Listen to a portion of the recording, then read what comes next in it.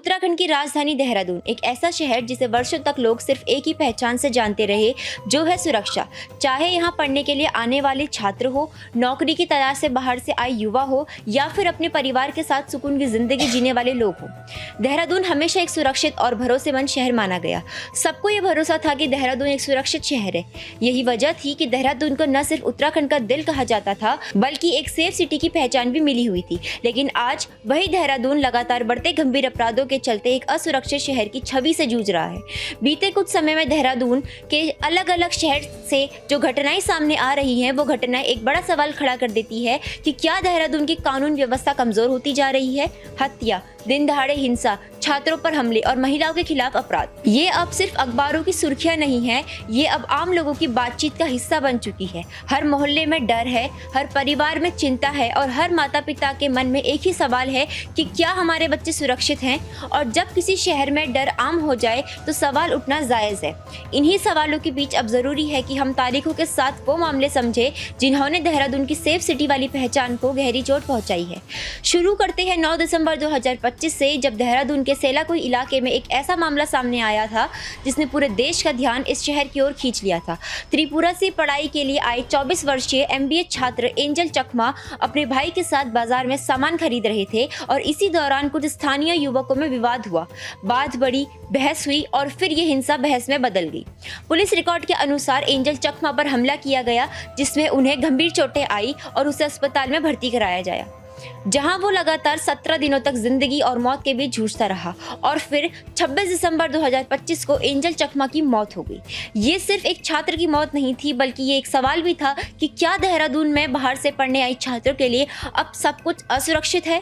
प्रारंभिक पूछताछ में आरोपी से हत्या के कारणों को लेकर सख्ती से सवाल किए जा रहे हैं। इसके कुछ ही समय बाद देहरादून से एक और बेहद दर्दनाक और झकझोर कर रख देने वाली खबर सामने आई।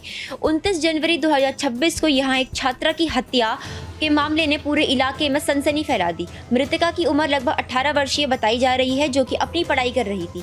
जानकारी के मुताबिक छात्रा अपने चचेरे भाई के साथ घर से निकली थी। इसके बाद वह वापस नहीं लौटी। जब काफी देर तक उसका कोई पता नहीं चल पाया तो परिजनों ने तलाश शुरू करी। कुछ समय बाद छात्रा का शव गांव से करीब 400 मीटर की दूरी एक सुनसान इलाके में बरामद किया गया। पुलिस को मौके पर जो हालत मिली उससे साफ है कि हत्या बेहद क्रूर तरीके से की गई। छात्रा के शरीर पर गंभीर चोटों के निशान थे, जिससे ये संदेश लगाया जा सकता है कि अपराध को छिपाने और पहचान मिटाने की कोशिश की गई।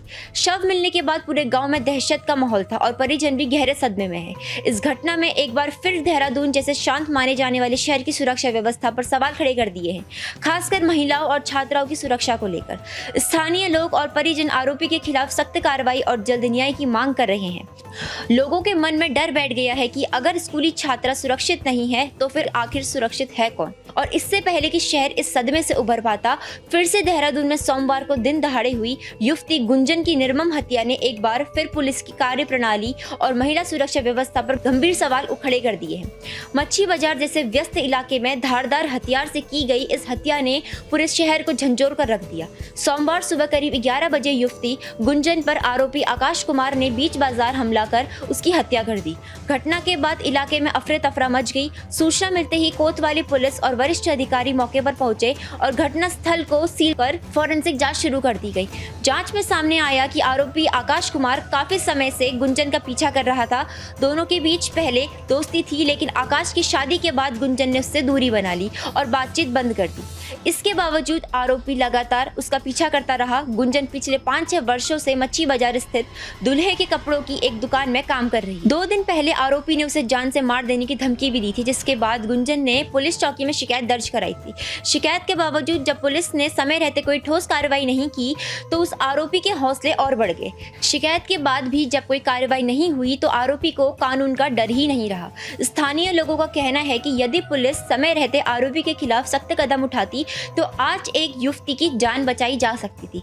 हत्या के बाद पुलिस ने तुरंत कार्रवाई करते हुए आरोपी 27 वर्षीय आकाश कुमार निवासी खुड़बुड़ा मोहल्ला को गिरफ्तार कर लिया। प्रारंभिक पूछताछ में आरोपी से हत्या के कारणों को लेकर सख्ती के सवाल किए जा रहे हैं।